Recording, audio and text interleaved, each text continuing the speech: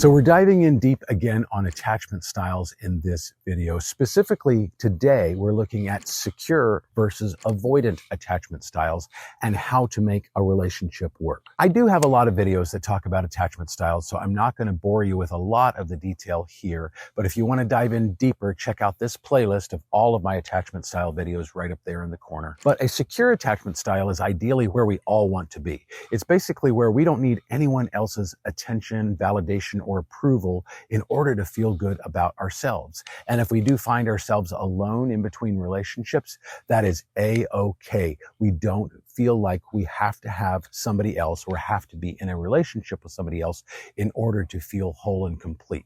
That's where we want to get to. The avoidant attachment style person has some childhood attachment wounds. Maybe they were abandoned or neglected or abused at a young age, and they learned that the best way to keep themselves safe in the future is to kind of keep everybody at arm's length so that they never let anybody in too close, never get too vulnerable with anybody, and therefore they don't get hurt. Problem solved. At least that's what they think. Now, attachment styles do, of course, affect relationships. Now, if you've got two secure attachment style people, the relationship is likely going to be great. They're going to do a lot of things together. They're going to do a few things apart.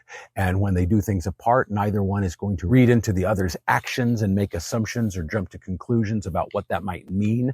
And that does indeed happen with anxious attachment style people as well as avoidant attachment style people. As I mentioned, a secure attachment style person is emotionally available. They are connected. They're not afraid to be vulnerable with you. They're reliable and they're supportive and empathetic. An avoidant attachment style person, on the flip side, values their independence at great cost to the relationship sometimes. They desperately need a lot of alone time, downtime away from you. You need to recognize, though, that that really has nothing to do with you. That's just on them. But a lot of the times, the avoidant doesn't do a good job of communicating why they need that. Especially if you have an anxious attachment style, it's easy to read into them wanting to be alone and needing space.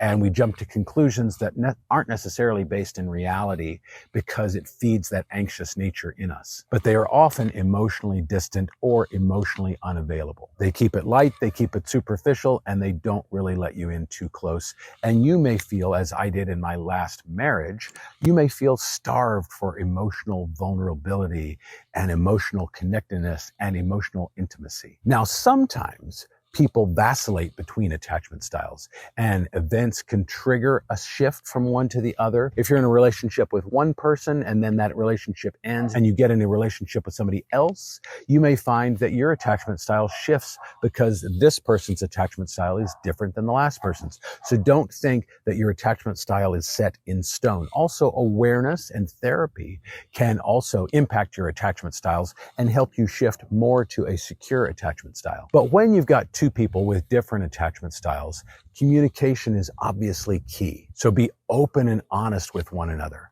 Always lead with questions rather than making statements. Don't have a lot of expectations of the other person, particularly about changing who they are. Anytime you get in a relationship, it's critical to accept them for who and what they are exactly as they are right now. That doesn't mean they can't change over time, and they likely will change over time. Therapy, books, podcasts, any way that they can get knowledge is going to expand their horizons and help them further down the road of emotional maturity. But it's not fair to them for you to have some sort of expectation that they are going to change who they are. They might not change. They may stay exactly as they are right now. And if you want to be in a relationship with them, you need to accept them for exactly who they are right now. I can't tell you how many times I see couples get into a relationship and one or both of them want the other one to be something that they're not. And it's just not realistic. And I'm not saying that from some high horse perspective. I've been there. I've done those things too in relationships. And I'm here to tell you that it doesn't work. In order for both people to feel safe, heard, and understood, there has to be a certain level of emotional intimacy. And if one partner is avoidant and the other is secure, that can be a little challenging. Luckily, I do think that combination is going to be better than the anxious and the avoidant, though. But create a safe space to have that emotional intimacy. Do have connected conversations, but don't bombard the avoidant with too many topics, especially too many weighty topics in one session.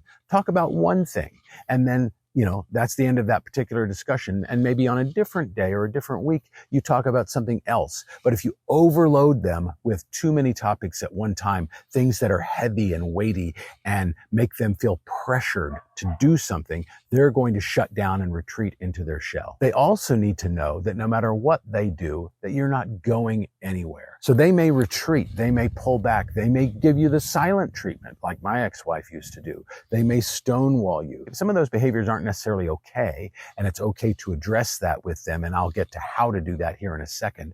It's okay to address those things, but they need the comfort of knowing that those things aren't going to cause you to want to leave them. Because deep down inside, they want to be in a relationship. They want love. They just don't know how to get it because they put up that wall and they keep everybody out here. It doesn't mean they don't desperately crave emotional intimacy and connectedness. They just go about getting it the wrong way typically. Now, of course, as with any relationship, I do often advocate going to therapy to help navigate problems, communication issues, trust issues, those kinds of things. A good therapist can help enormously and is worth their weight in gold. Now, how do you know if you need therapy? I would say if you keep having the same kinds of conflicts over and over and over again. Maybe the specific topic is different, but the basic underlying issue could be trust, could be communication. It could be your definitions of what is and isn't acceptable in the relationship. If you keep having those same kinds of issues over and over and over again, as they say, it's the definition of insanity to keep doing the same thing expecting different results. So if you keep having the same kinds of issues, clearly how you're going about resolving it or trying to resolve it and how your partner is going about trying to resolve it isn't working. So at that point, it is a great idea to call in a professional. Now, if you're just getting started in the dating scene after maybe a breakup and you're questioning whether the person that you're trying to date is an avoidant attachment style person and whether it's even worth getting into a relationship with them or starting to date them, or how to even know for certain if they are avoidant, I want you to check out this video on my channel right up here. But for now, I'll see you in the next video.